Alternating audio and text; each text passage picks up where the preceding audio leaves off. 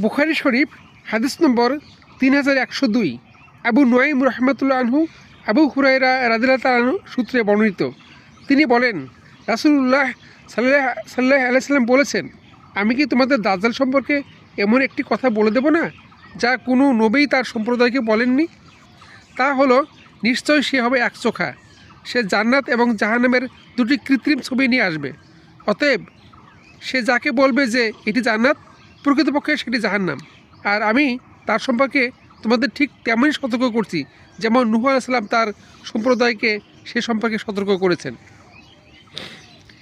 এরপর হাদিস নম্বর 3103, মুসা ইবনে ইসমাইল রহমতুল্লাহ আনহু আবু সাইদ রাদিয়াল্লাহু তাআলা আনহু থেকে বর্ণিত।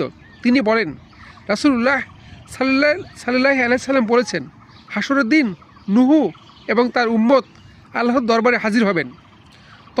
তখন আল্লাহ তাকে জিজ্ঞাসা করবেন, তুমি কি আমার বাড়ি পৌঁছিয়েছ? তিনি বলবেন, হ্যাঁ আমার রব। তখন আল্লাহ তার উম্মতকে জিজ্ঞেস করবেন, নূহ কি তোমাদের কাছে আমার বাণী পৌঁছিয়েছেন? তারা বলবে, না, আমাদের কাছে কোনো নবী আসেননি। তখন আল্লাহ নূহকে বলবেন, তোমার পক্ষে সাক্ষ্য দিবে কে?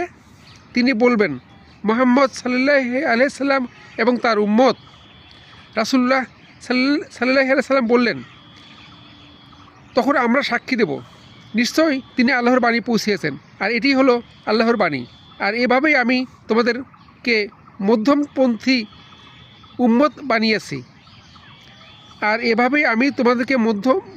উম্মত বানিয়েছি, যেন তোমরা মানব জাতির উপর সাক্ষী হও।